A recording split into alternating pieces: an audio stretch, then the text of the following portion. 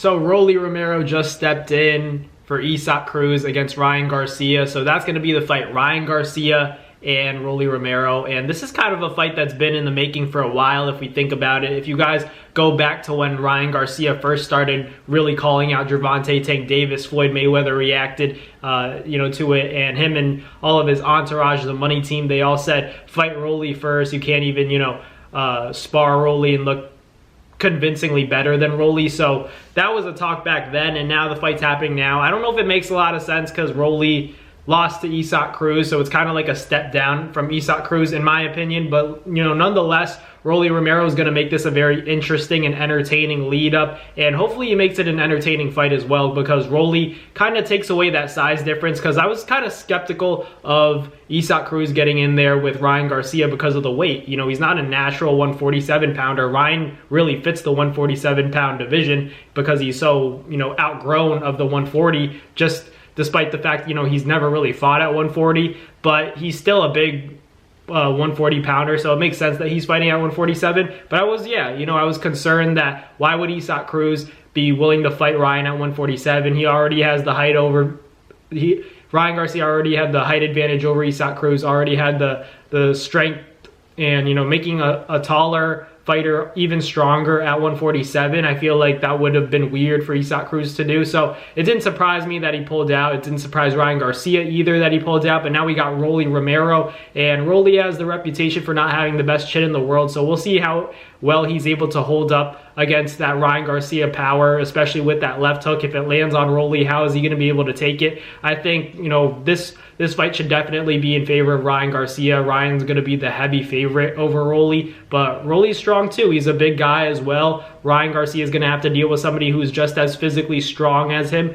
but maybe doesn't have the talent or, the experience when it comes to the amateur pedigree that Ryan Garcia has. But ultimately, Rolly can still crack. He can still hurt Ryan, but it's going to have to be very tactical, or he's going to have to get lucky early. Otherwise, I don't see him really beating Ryan unless he lands something crazy. But, never count out Rolly because he's a very unpredictable individual, and he's an unpredictable fighter as well. So we've seen some controversial wins. We've seen some controversial performances from Rolly Romero. So we'll see what happens, because honestly, we look at his fight against Isaac Cruz. We all thought that, that was going to be a little bit more competitive, but Cruz ended up making it look easy. As soon as Cruz landed a clean shot on Rolly Romero, he was in trouble. So I can't imagine it's going to be much different against a guy like Ryan Garcia, unless Rolly's able to gain respect early and he feels strong at 147 and is able to land something, I don't want to say lucky, but some kind of, huge power shot early in the fight that can gain the respect of Ryan and maybe change the course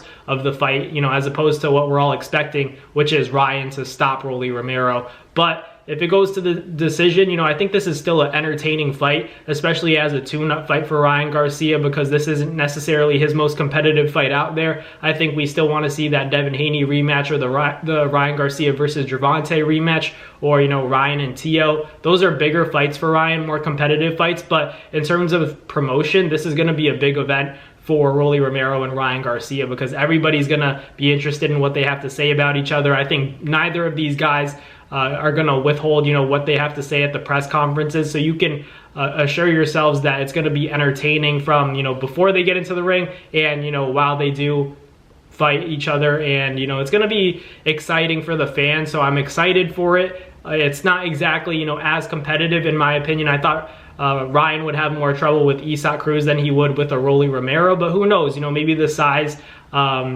difference, that Rolly doesn't have to deal with, but Isaac Cruz had to deal with, is going to make the fight more competitive. We'll have to wait and see, but I have to pick Ryan right now. I think Ryan stops Rolly just because I haven't seen Rolly with a lot of punch resistance. I've seen him, get touched clean, and then he starts getting Bambi legs, unfortunately. But, if he's able to feel comfortable at 147, feel strong, maybe he'll shock the world. But right now, I got to go with Ryan by stoppage. But let me know in the comments what you guys think about Rolly Romero stepping in for Isaac Cruz against Ryan Garcia in May in New York, and the same card as Devin Haney and Jose Ramirez. But thank you guys for watching. Like, comment, and subscribe, and I'll catch you guys on the next NAS boxing video. Peace.